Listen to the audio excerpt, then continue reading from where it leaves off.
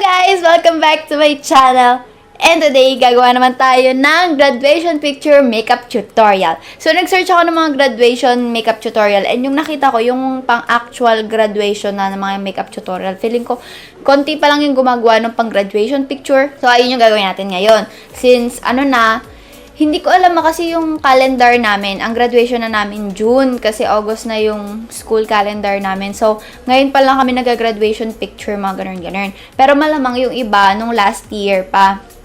Kasi March yung graduation nila or April. So, itong makeup tutorial na to, ito lang naman yung gagawin ko ngayon. Ito yung ginawa sa akin doon sa photography studio. Tsaka nagtanong-tanong ako ng tricks kay ate, ng mga tips, ganun.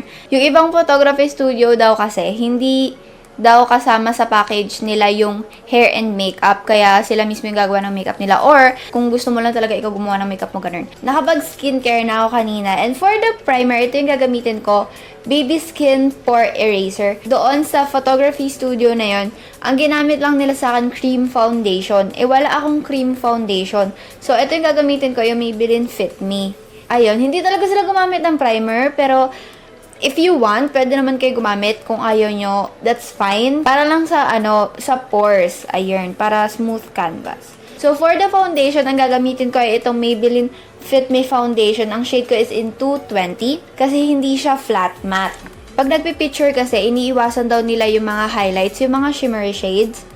Iniiwasan daw nila yun kasi nagpa-flashback yun sa flash. Kasi syempre, pag flash nun, besh, sobrang liwanag lang dito mo, di ba? Blinding kung blinding. Ayaw mo nang ganun sa graduation picture mo. Kasi habang buhay mo yan ilalagay dyan sa wall nyo, tapos ang laki ng dito.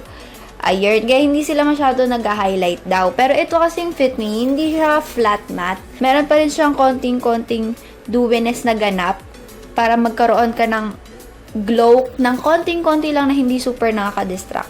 Actually, yung ginawang makeup sa akin ng makeup artist doon, medyo cakey siya kasi nag-bake pa ng powder and everything. Pero hindi naman siya super cakey, hindi naman yung medyo makapal lang as usual na ginagamit ko. At saka para matakpan talaga yung mga tinatago mo, besh, para super flawless ka talaga sa picture mo. So, ile-layer ko yung foundation ko. Hindi ito yung typical normal day sa akin na okay lang na may spots. Hindi. Kailangan tagon-tago, besh. So, dadagdagan ko pa ng isa pang layer yung mga parts na medyo nakikita yung mga spots ko para super pak na pak. At saka yung leeg din, besh, huwag mo kakalimutan yan kasi kitang-kita yan sa toga picture mo, be. Hindi pwede hindi yan pantay. So, for the concealer, gagamitin ko itong LA Girl Pro Conceal in the shade Pure Beige. Kasi ito yung concealer ko na match sa skin tone ko. Para ito naman gagamitin ko sa under eyes ko at saka sa mga spots ko. Pwede naman kayo gumamit ng lighter concealer sa under eyes nyo. Pero ako, ito na lang yung gagamitin ko. See? Nagkaroon siya ng difference, diba? Ayan na, natakpan ko na ang mga dapat kong takpan. So, magbe-bake tayo ngayon. Ang gagamitin ko is itong Bench Daily Spell na powder. Gamit ako ng sponge na ganito. Powder puff. So, ayan. So, hindi ko muna silat yung face ko, guys, ha. Iniwan ko muna siya dyan para dumikit siya sa skin. Binibake ko muna yung under eyes natin para smooth siya sa pictures. For my kilay, gagamitin ko itong Fashion Brow by Maybelline. So, ito yung gagamitin natin kasi pwede mo na rin ito gamitin as eyeshadow. Parang dual purpose, ganun. Mas makakatipid. So, for the brows, kukunin ko yung waxy side. Pwede mo ito on fleek, besh. Pero yung, yung concealer mo naman, wag naman super light. Kaya kanina yung ginamit mo concealer sa face ko, yun yung ginamit ko dito. Nilinis ko lang. Ayan. So, normally, nagsistop na ako dun sa brows ko for everyday. Pero, lalagyan ko pa siya ng powder. Tapos, i-intensify natin yung outer part dito kasi yan yung nawawash out kapag nag-flash na yung camera. At saka yung foundation pala, guys. Kaya yun yung pinili kong foundation kasi wala yung flashback sa pictures. So, take your time pagdating sa makeup na to kasi hindi to biro, mga besh. Saglit ka lang pipicturan. Pero yung mukha mo, i-display sa bahay nyo forever. Nandyan yun sa hagdan nyo, sa wall nyo. Sa akin nga gusto ko ipalagay sa dining area na nakikita nila ako doon. Binabrush ko lang siya, lalo na dito sa harap, para hindi yan box. Ayun ang isang pinakamalalang pagkakamali sa graduation makeup. Yung gagawin yung box, hindi to yung super spare. Besh. Sinasabi ko sa iyo, yung graduation picture mo, matagal yan i-display sa bahay nyo. Kaya wag na wag kang magkakamali. Kailangan perfect na. Ayan. So, ayan na ang una kong kilay at napakatagal ko siyang ginawa. So, gagawin ko na lang off-cam yung kabila pa kasi sobrang tagal na nitong video na to. Okay. So, ayan na ang kilay ko. So, tatanggalin na natin itong binibake natin sa ilalim kasi medyo matagal na siyang nandyan. Kasi ang tagal ko ng kilay, besh. Baka, sorry. Isaset ko na rin ang aking fez lock, besh. At saka pala, advice ko sa inyo, magdala kayo ng makeup remover tsaka panghilamos para hindi kayo uuwi ng ganitong pak na pak.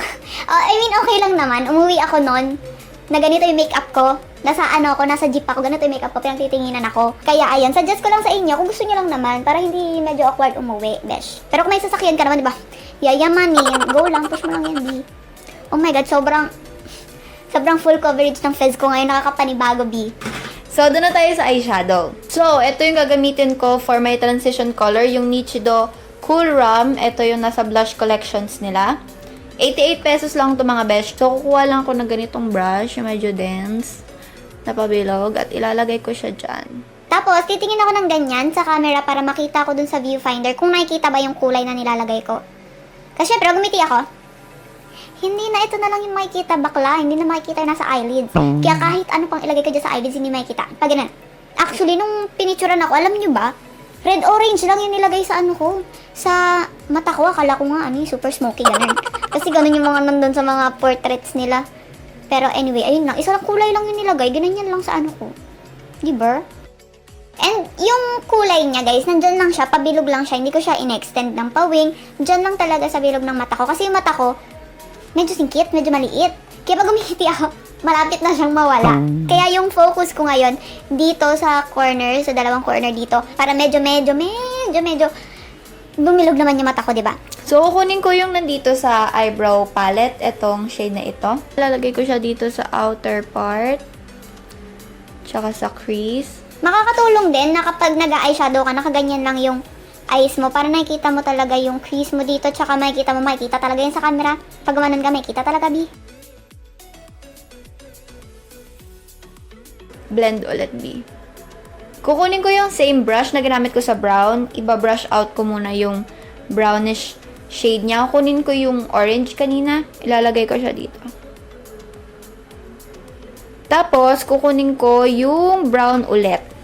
Dito na lang sa pinaka-tip para maliit lang, para konti lang makuha. Okay, blend mo rin, be. For the eyeliner, hindi ko rin siya i-wing out. Ang gagawin ko sa eyeliner ko, lalayin ko lang siya as close to the lash line as close to the lash line as possible. Ang daming S. Tapos, yung dito sa middle part, medyo i-arch ko siya ng konti na pabilog na ganun. Para doon sa hinahabol kong pabilog eyes, ganun.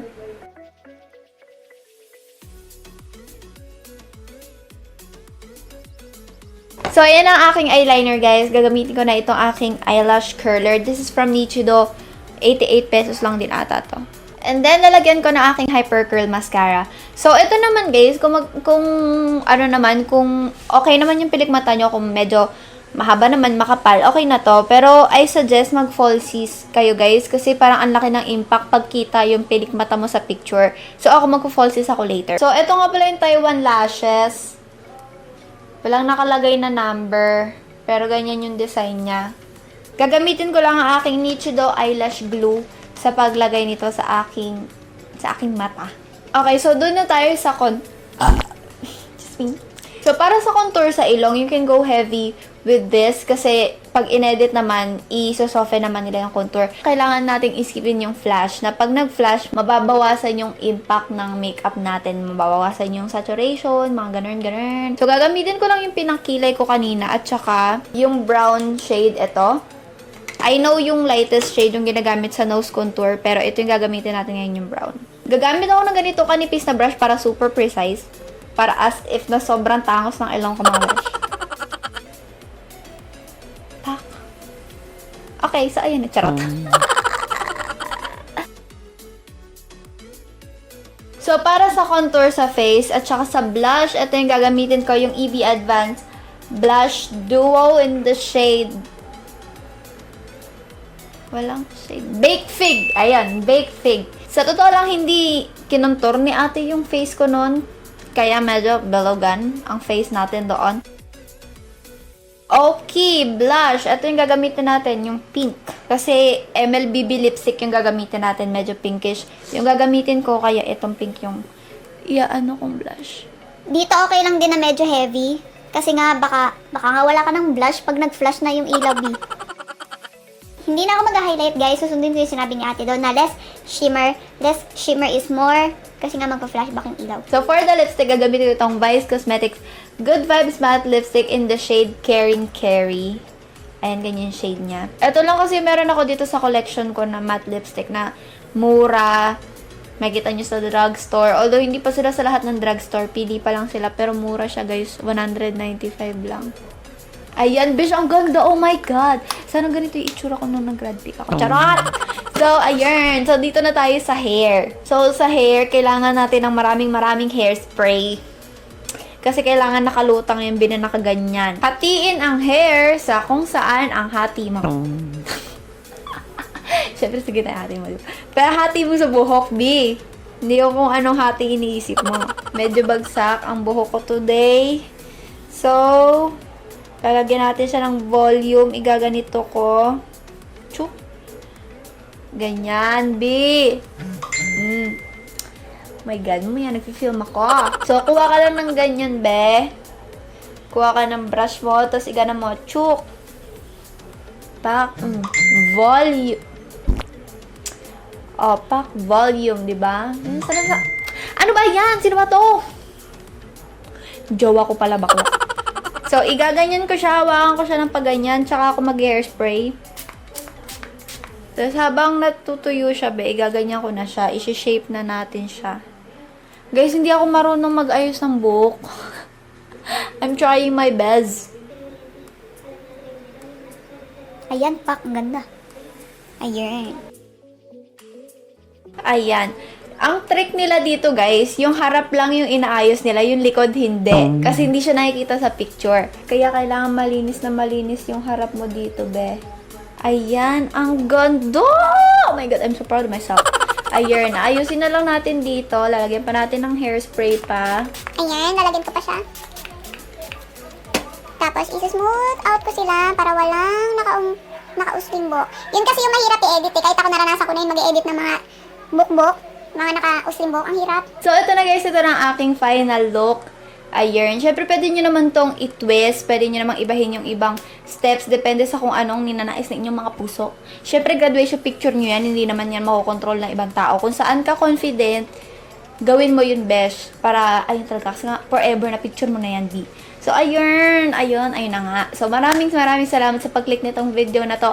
And don't forget to subscribe for more kalokohan kagagahan from me.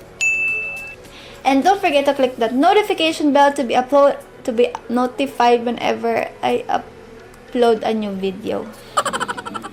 Anyways, ayun lang guys. Salamat. Thank you so much for watching this video. And I will see you in my next one. Bye-bye!